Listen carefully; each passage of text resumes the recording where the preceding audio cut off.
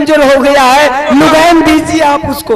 उनको कहें आने समय में टेम्पू से चले आना, वो चलने में सकता नहीं है। ठीक।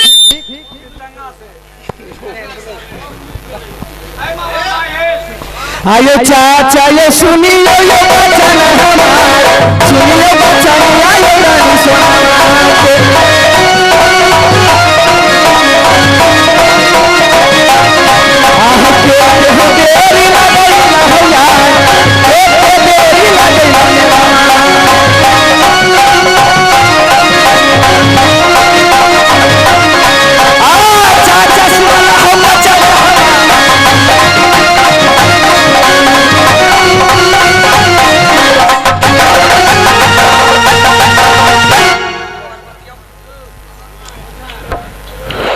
तुझको ना देखूं तो घबराता है, तुझको ना देखूं तो घबराता है किस तुझको उनको मेरा चैन आता है, किस तुझको उनको।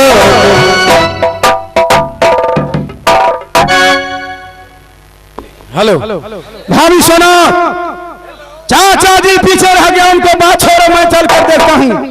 क्या बताओ? चाचा जी नहीं आए हैं तो क्या हुआ? मैं चलता हूँ। आपको साथ रहने के लिए चाचा जी है वे किए। अब तक तुम यहाँ पर बैठ जाओ, मैं उस मेला को अंदर चल कर देखता हूँ।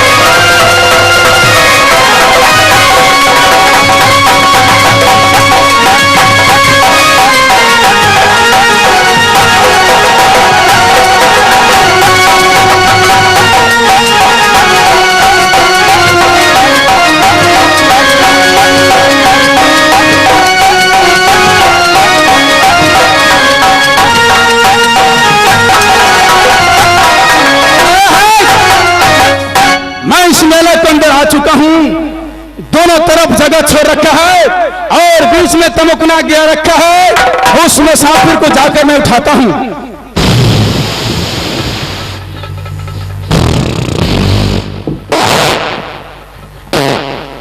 क्या भागे?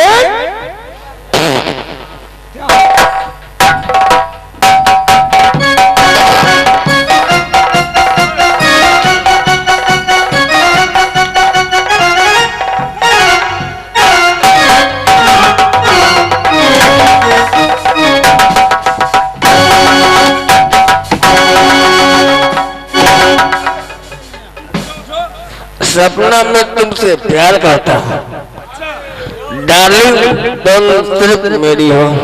I love you Sapna, I love you. और उठाकर देखो पलक, जो इस मेला के अंदर में कौन आया है। खुदा रे देसी मुर्गी विदेशी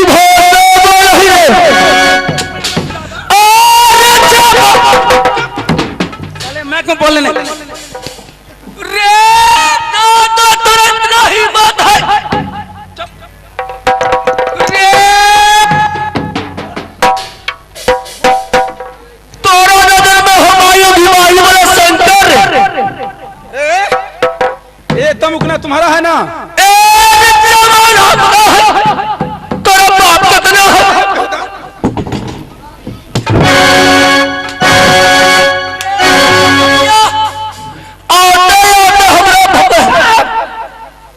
मुंह बंद करो।